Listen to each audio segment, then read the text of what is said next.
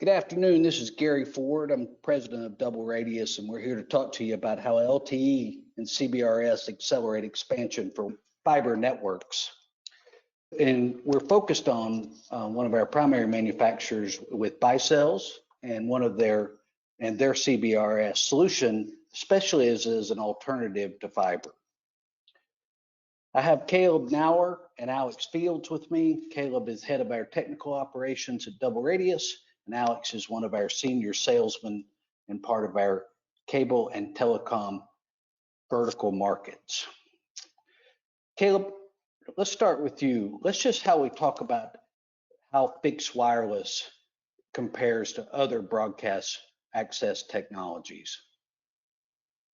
All right, so as you guys know, probably know, the delivering the last mile access to get the bandwidth to the actual end user and customer is one of the more challenging parts of any type of broadband deployment. You know, obviously you're going to want to fiber as far as you can, but we all know it's a very expensive proposition. We're worried about density, especially once you get into rural areas. You know, when your customers start spreading out and you can't drop fiber to every single node because you're not in these tightly packed communities.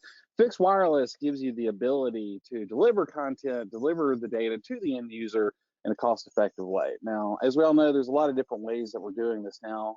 Fiber, you know, is the sort of ideal way to do this, but it comes with pluses and minuses, as everything else does. So, in a tools in the toolbox approach, let's look at some different ways that we can get this data to the end user, get customers online, get them paying their bills. So, the first part we're going to look at here is fiber.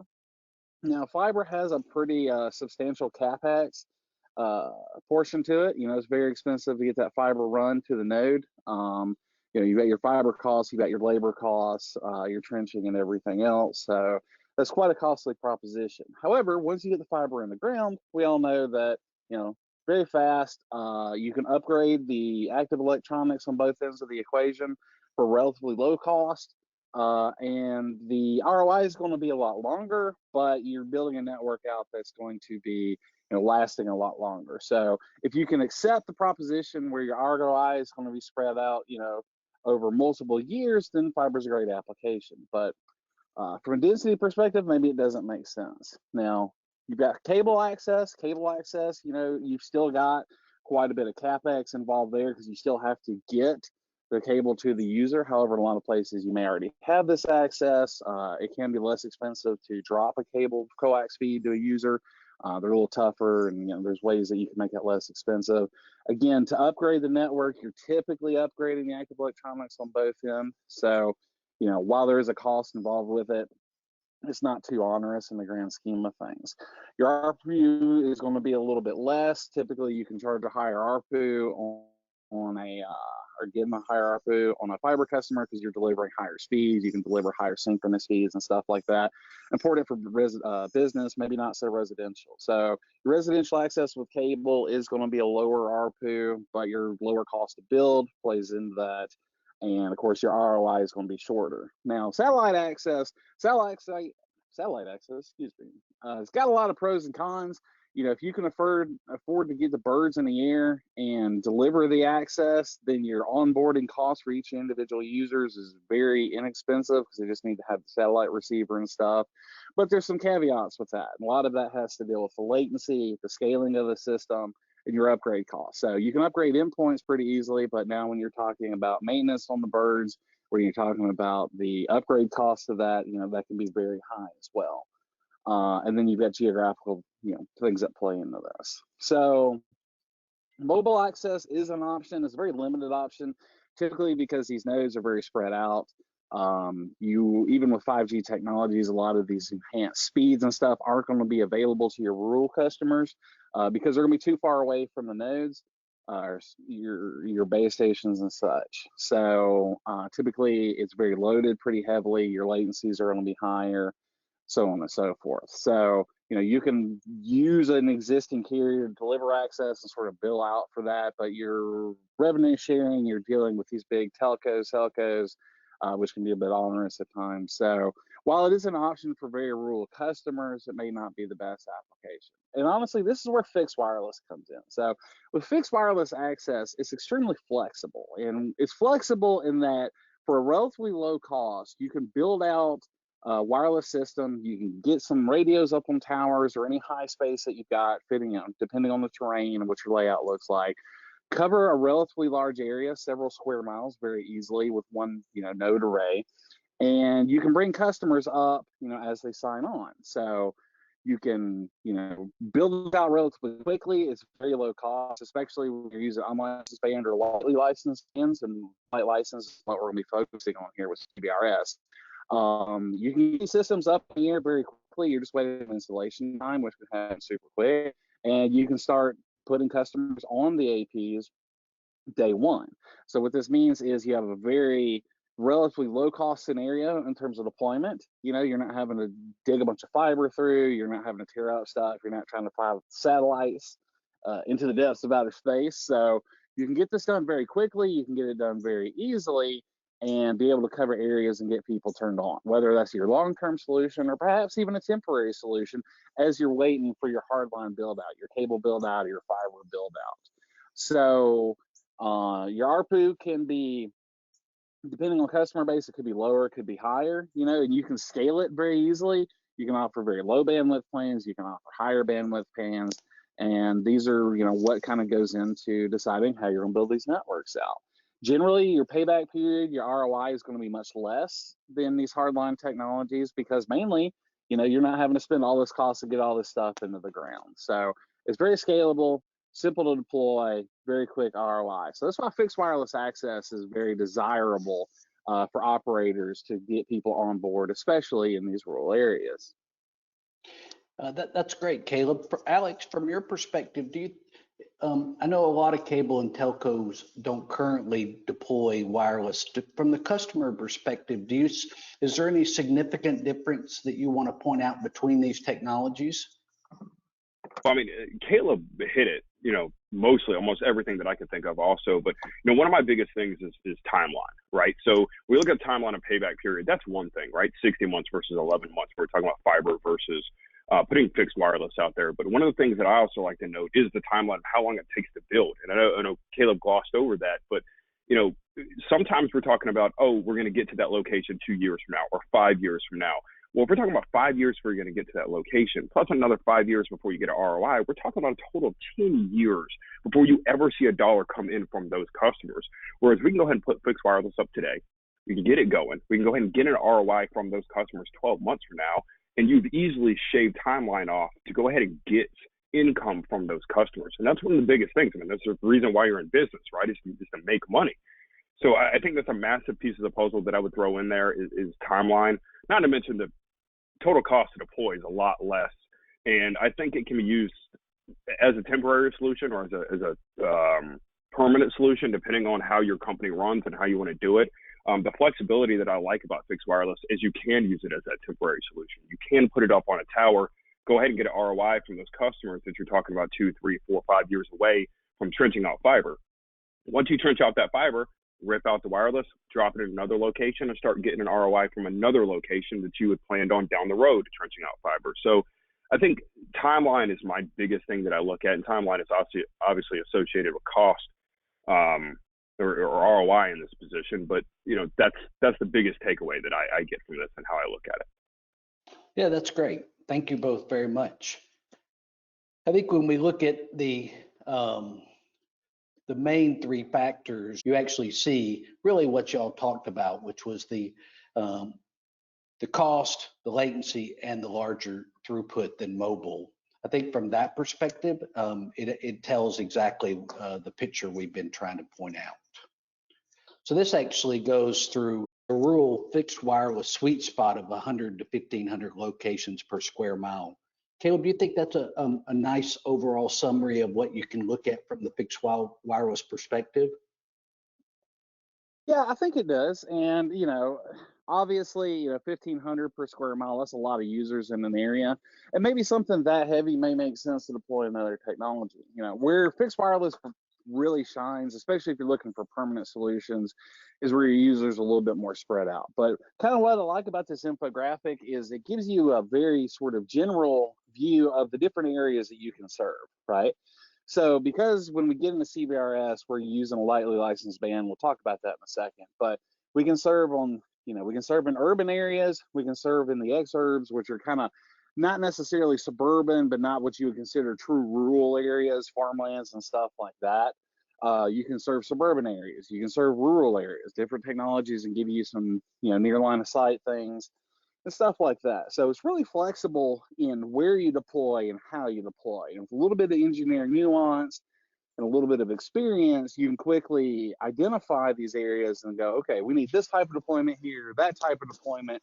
It's all built on a very common core, but it's about how you scale, how many base stations you need, your antennas, so on and so forth. But these skill sets are picked up pretty quickly. There's a lot of engineering tools available, and you can build your networks, because they're so flexible, the best way that you need to serve not only getting data, but your ROI requirements, your build out requirements, your CapEx and OpEx requirements for any given area. So it's extremely flexible in how you build out. No, that's great. I think we look at the market opportunities. Alex, could you talk to us a little bit about, as you look at the overall market, and what opportunities there are across the wireless industry?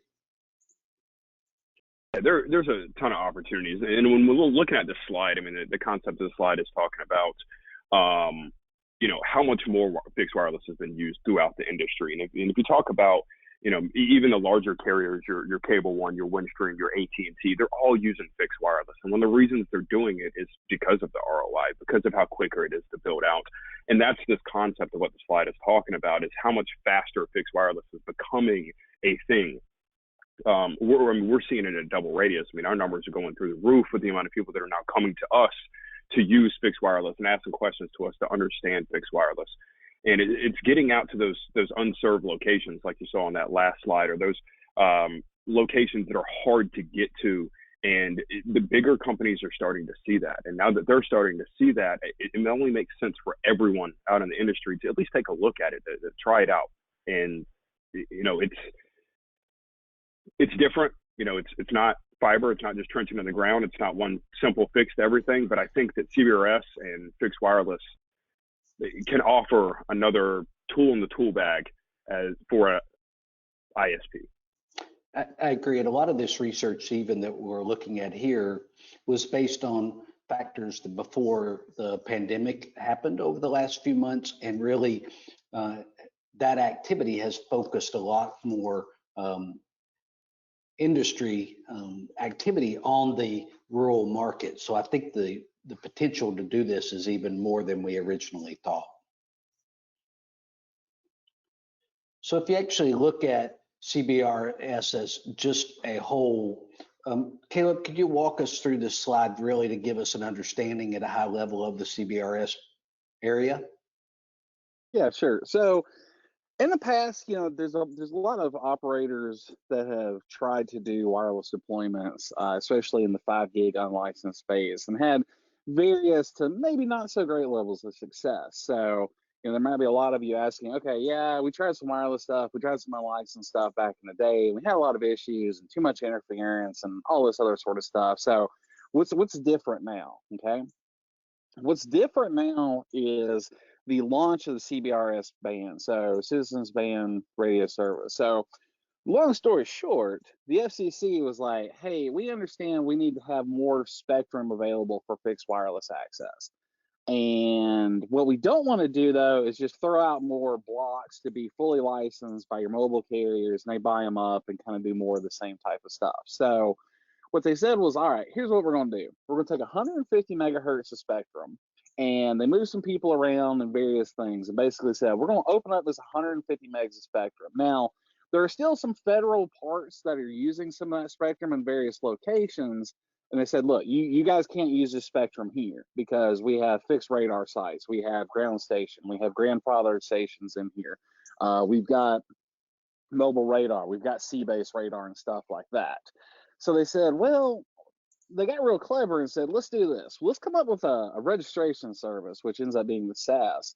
And what happens is the SAS is what coordinates usage of these specific frequency channels in 10 megahertz slices based on your physical location, how high you're mounting the equipment, your azimuths, your transmit power, so on and so forth.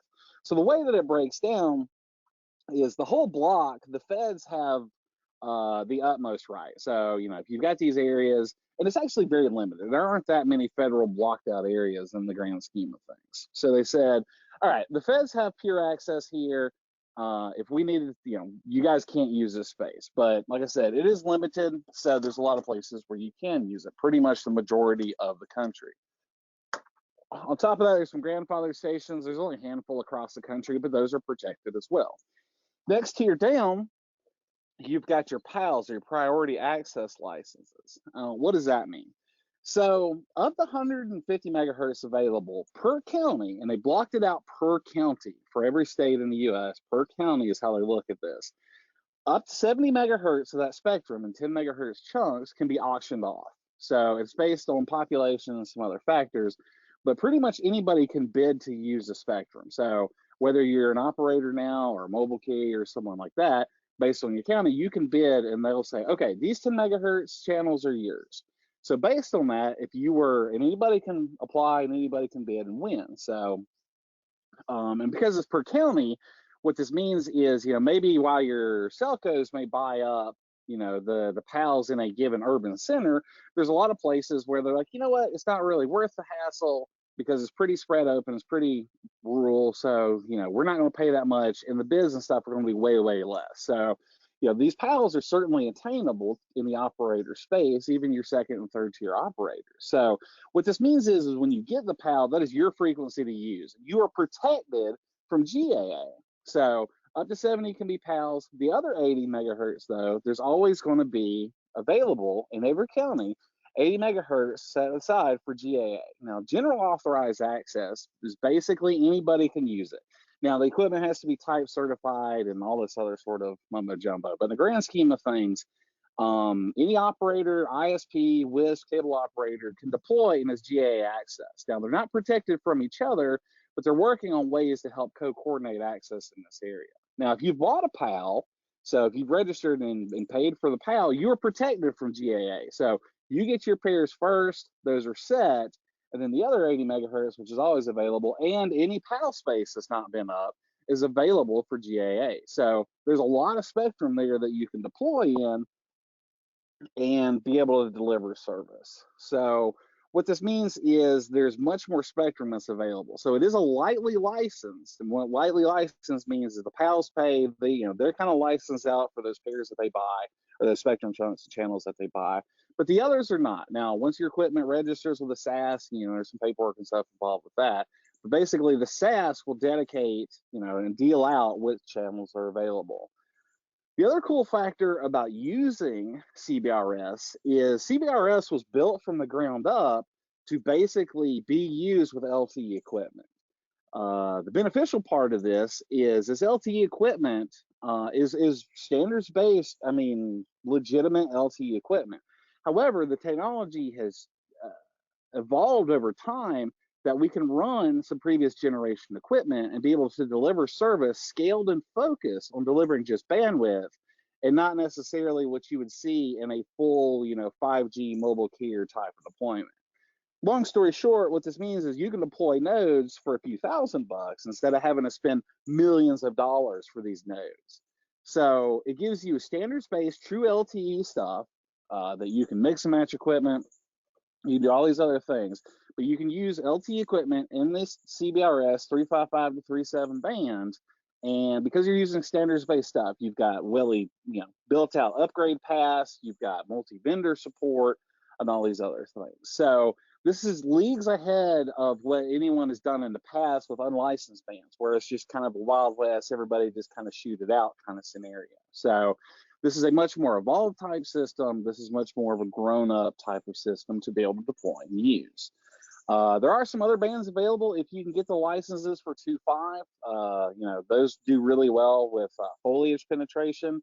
The CBRS band has a lot of good non-line of sight, near line of sight capabilities, mainly dealing with foliage. Of course, they list here the 5 gig band, which the 5 gig band is still very popular, still being deployed all over the world. You've got a lot of interference issues. There's a lot of concerns there when you're dealing in that band. However, it is certainly available to use, as we all know. And then you've got 24 gig and above, what's generally called millimeter wave. Now, millimeter wave is, there's licensed, there are some unlicensed chunks. Millimeter wave tech is really nice because you can cram a ton of bandwidth into a small geographic area. Downside basically being, though, that you have very limited range and it is demanding a clear line of sight scenario. So, but that's the cool thing about a fixed wireless deployment is maybe you're dealing in urban areas. Maybe it makes a lot of sense to use a microwave type of solution because your links are all sub-kilometer. But for the focus of what we're talking about here, and especially with ByCells, ByCells is a vendor that's been around for a very long time. They spun off a separate division to basically be built around CBRS as it's grown and finally is launched this year. This has been a long ongoing thing with the FCC for many years, is to get this service spun up. And now things are going live. Earlier this year, we started deploying, the systems evolved, and everyone's in full production. ByCells is one of the leaders in this industry. They've been there since day one. And, they know what it takes to get it done in this band. They're CBRS experts, and, they're scaled to really build out. So this is their focus on this market, is the CBRS 355 to 37 band. This is where they thrive. And this is what's giving us, as Double Radius, the ability to provide an equipment manufacturer that is focused on the rural, near line of sight types of scenarios, getting people signals through trees with a lightly licensed band. That gives us the ability to deliver access to things that we've never really been able to done well before. So, that's the main benefit of what ByCells is bringing to the table and what they're doing with the CBRS band.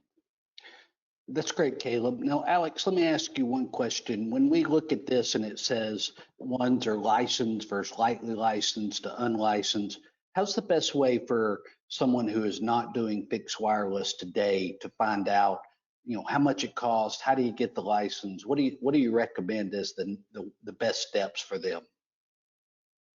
Yeah, well, the best steps would be to come to us. We can work through the process. We can get you in touch with the correct people.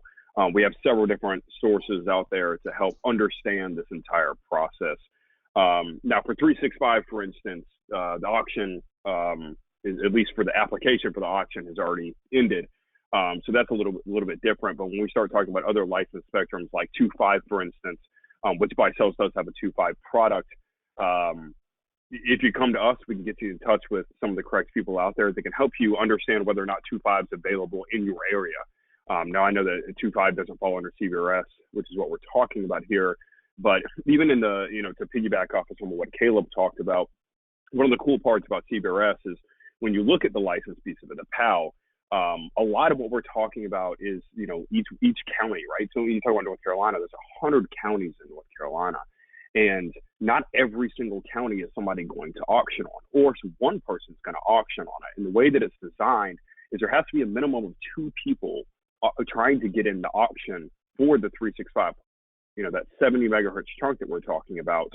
And if 2 people don't go into auction for it, the whole 150 becomes GAA. So there's a lot of rural areas, especially when we're talking about, people with NTCA or WIS that we work with that are in rural areas where their entire county is going to be GAA, that whole 150 megahertz. It's not going to end up in a PAL at all. So there's a lot of flexibility there within that CBRS or 365 band to be able to play with. One of the biggest things that I also look at with this is, I know when people look at it, they look at the band size on here where they say, oh, well, we're talking about the smallest band. Well, there's a lot of things that come with those other bands, like 2.5 obviously being licensed, and it's really expensive. I know Sprint has owned a ton of it. It used to be the old education band that people have held on to it for a while. But 5 gigahertz is a dirty spectrum, and a ton of people are jumping into it every single day.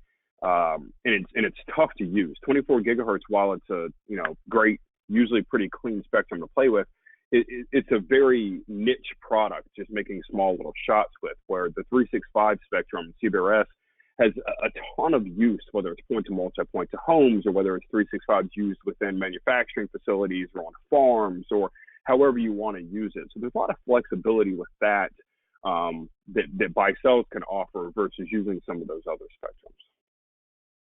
Yeah, that's great. All right, good. Good transition time to go to the next slide. I think we've covered a lot of this on the CBRS components. Is there anything specific we need to cover for this slide, Caleb? Not really. So this is just a quick sort of breakdown of the technology piece and some of the vocabulary they use. But in the grand scheme of things, you've got your CBSDs, those are your endpoints. So whether it's a mobile device, it'd be your phone, but when fixed wireless, we're talking about a CPE device that would be installed at the user's home or their business. You've got your eNodeBs, which is just your standard way of saying an LTE base station. Because this is all built, most of this is built on fully LTE based equipment, we're using this sort of standard vocabulary. So you got your eNodeBs, your base station, your CBSDs is your clients. They all go through a domain proxy service that basically focuses your coordination with the SAS. So big thing I want to point out here is that you're not having to put in a very expensive core. There is a core that is used, but they've got a cloud-based core. Some of the devices have their own cores built in. So when you're talking about your traditional type of, mainline operator space LTE deployments, you're busting out a couple mil just to get your core built before you even add any eNodeBs. Well, because the system was meant for the fixed wireless provider in this space, they've simplified a lot of this and they've scaled a lot of cloud-based activity and things like that. Long story short, it means you can deploy this equipment and it's very modular and node-based, and you don't have to build this massive infrastructure to be able to deploy. You can get equipment up and, for very low cost and a very low turn-up time, you'll have stuff broadcasting, passing traffic.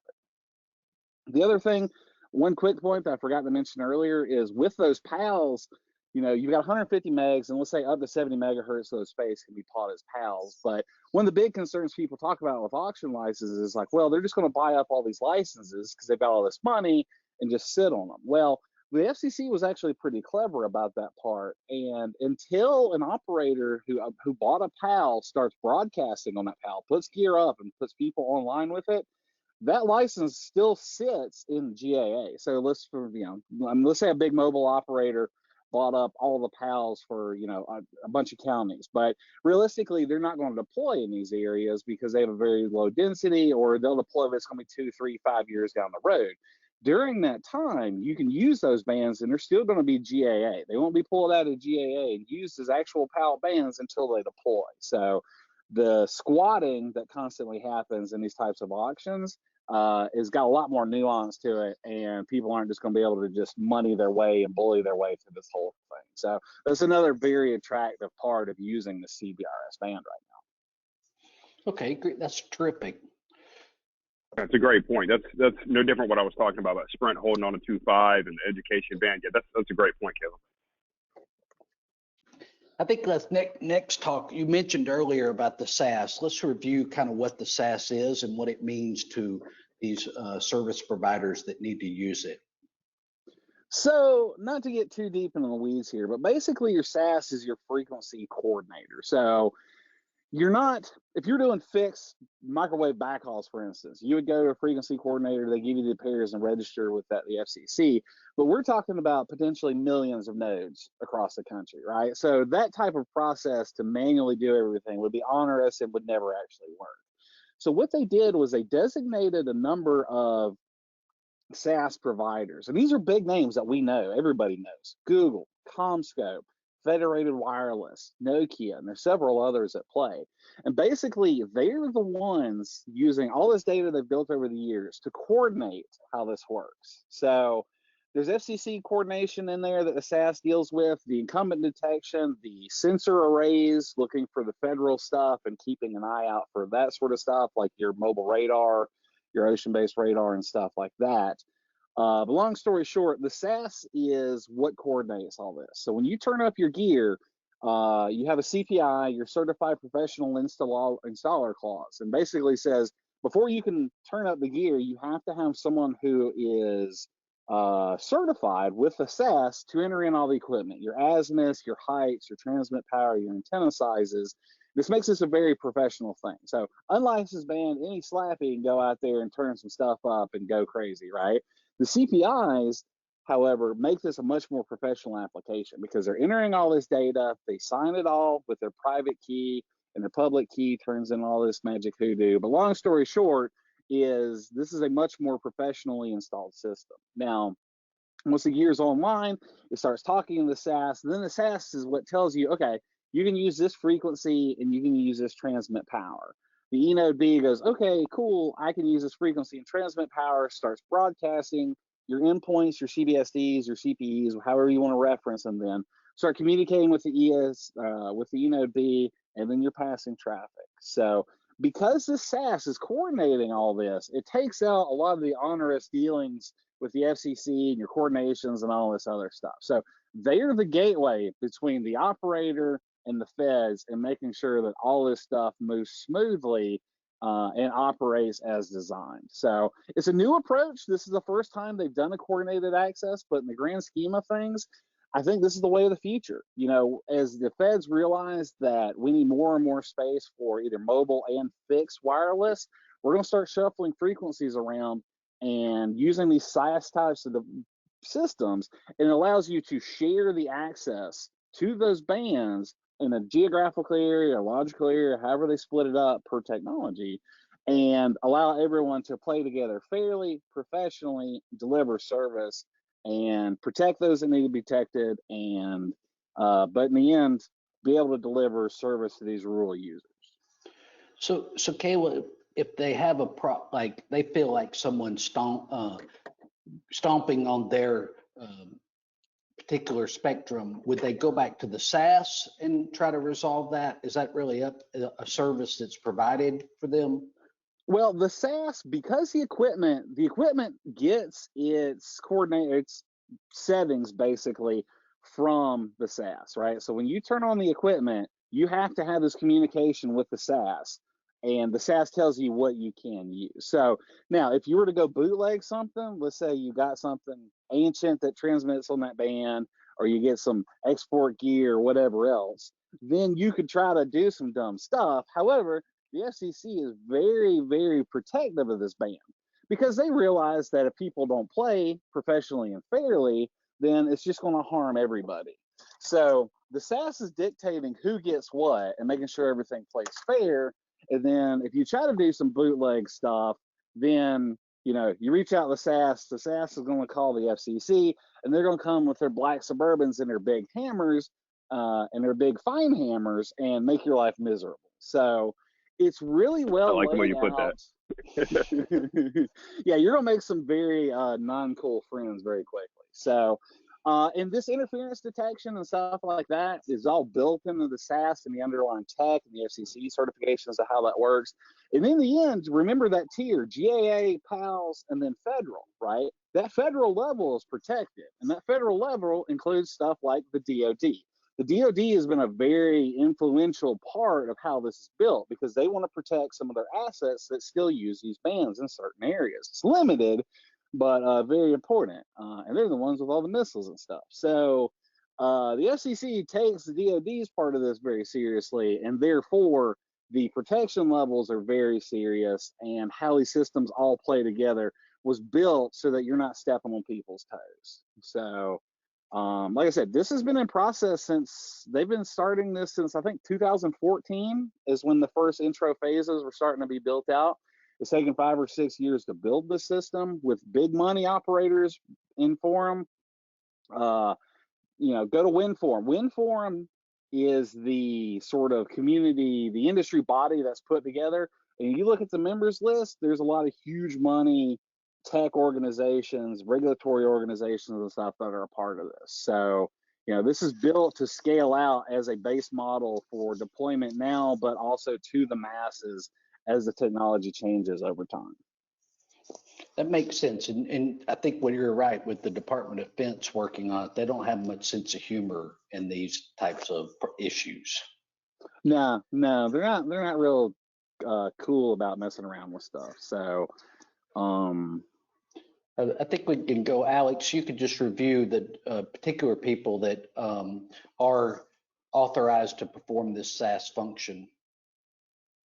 Yeah, I mean, when you're looking at this, the list of companies that are out here, I mean, we're talking about main staple companies between Sony and Google, Federated Wireless. This is all Federated Wireless does. It's just the CBRS CommScope's been around forever.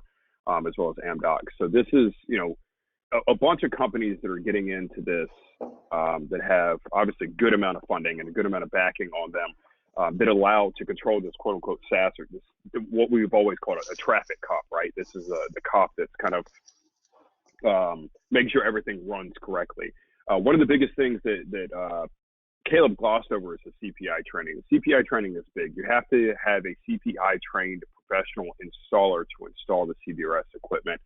And these companies help with that. They can actually get you trained to become a CPI installer. I think it's maybe $500. Is that right, Caleb? To just become a CPI trained installer? Yeah, it's a very straightforward process. There's a training class, you pay your fees, you take the testing. So it's relatively simple to do, but very detailed and to the point to make sure that you're entering everything correctly. But also, you know, you are signing this as yourself. So, you know, you were tied into that. So that definitely makes people take this very seriously. Right. Yeah, it's a big part of the process, becoming a CPI trained installer, but it is something that has to happen to make sure that you can put CBRS equipment up on towers or within buildings or however you want to deploy it. But as you look at it, there's a complete system network planner, the whole 9 yards that all of these guys offer to physically see where you can deploy stuff, how much spectrum is available, what you can and can't do in certain areas. We recommend any of the 5 of them. I know ByCells does also. I know ByCells isn't tied to any of the 5 up here. ByCells also, from their perspective, doesn't physically sell the SaaS fees. There are other manufacturers out there that do that. Because other manufacturers do that, there is associated costs that come with other manufacturers that doesn't come with ByCells. So there's a caveat that you want to look at with ByCells, knowing that you're basically just paying that SaaS fee directly to one of the 5 of these vendors up here and not directly to ByCells. Okay, that's very helpful. I think when we look at the advantage of LTE, Caleb, you could review that versus different kind of functionality out there. So, you know, as I mentioned earlier, you know, a lot of these, you know, earlier attempts to deploy wireless, people may have tried with these unlicensed bands and various manufacturers of different quality and stuff. There are a lot of mixed results. A lot of people have had success, but there's a lot of mixed results. One of the main benefits of CBRS, like I said, it was built around using a LTE-based architecture, and LTE is a standards-based system, has many, many years of prior work to build these types of systems. So these are 3GPP standards-based devices, right? These are legitimate LTE standards-based systems. Your CPEs, your eNodeBs, they follow the exact banding definitions of how you use LTE. So you're using the strength and the scale of economy of using these LTE cores, and that's what drives a lot of the cost effectiveness of the equipment that we are using now, especially with ByCells and the way that they have developed the technology. You've got interop with other manufacturers if needed, so you're not tied into a specific manufacturer. They're built from the ground up to have good spectrum efficiency, you know, low power, backwards compatibility. Of course, I talked quite a bit about the in non-line of sight. You know, there's a lot of magic hoodoo in LTE that allows you to deliver signal further through foliage using some of the subcarrier magic they do to, you know, get that signal through the trees to the end user. So there's still obviously limitations of what you can do, but compared to anything that's been available previously in delivering non-line of sight through foliage applications, LTE is definitely the way to go. Got built-in QoS security. Obviously, the evolution, as you know, LTE stands for long-term evolution. So from the ground up, it's built to be able to have upgrade paths and improve your system performance as technology improves over the years. CBRS certification, you know, we've talked quite a bit about that. You can do these as public networks to serve. You can also build private LTE networks. Whether you're doing outdoor applications or indoor applications, you're using the same type of equipment. If you want to have a private node, we're not getting into that today, but it is an interesting application. And then, of course, you know, as 5G evolves and works its way into this space, a lot of that work that's being paid for by these massive operators is going to pay off for us using these LTE-based equipment. So, you know, this is really the way of the future, not only with the LTE equipment, but the way the CBRS band operates with the SaaS. this is the way that things are going to be done from now on. So it's a very exciting time in the industry, and it gives the ability of fixed wireless operators to really compete in areas they couldn't before. So exciting times. Yep, I agree. Alex, just since we're talking about the LTE and the CBRS, could you review the ByCells offers that are currently, the products they currently are offering? Yeah, so right here are the main products that you're going to see from ByCells. So the first one we're looking at in the top left-hand corner is the 436Q. This is the latest and greatest unit that they have out there. This unit is their Cat 6 based system, so it does allow carrier aggregation. Carrier aggregation allows you to bond more than one carrier, so it just gives you the ability to offer more throughput to your customers. The 233 is their Gen 1/Gen 2 unit. That's the original unit that they had.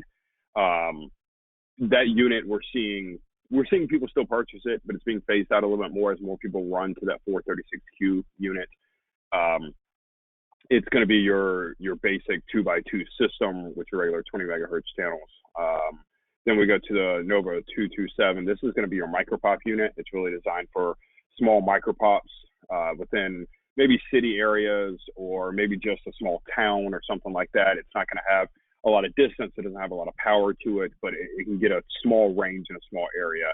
As we go to the bottom and we look at the Atom units, you have your indoor unit on the far left. That's going to be your extremely close to the base station type units. It might run with either the 233 or 227 units where it's close. We're talking about meters, maybe even maximum a mile away from the base station. And then your next two units are going to be your low power as well as your high power ODUs that are offered by ByCells. So both of those units on the bottom right are the ones you're going to see on the consumer site, whether it's on the outside of a house, outside of a building. Very simple system. There's not 900 parts like you can see with other manufacturers out there, as well as the fact that you can see some of these base stations or carrier class base stations have the heat sink on them. They're metal. They're not plastic design devices. Very helpful, Alex. I think we can look just to review what we've talked about today with the ByCells fixed wireless access solution.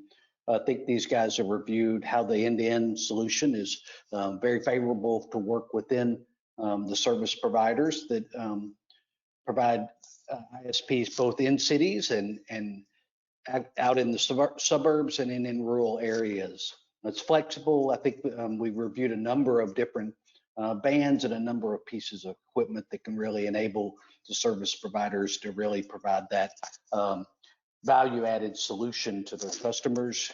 You have a high performance. I think we reviewed that, especially in the near line of sight area and the easy site acquisition. I think you can, as Alex said, we can review what spectrums you need and what additional locations we can help you do that. I think if you work through Double Radius and ByCells, you'll be excited about what it can bring you.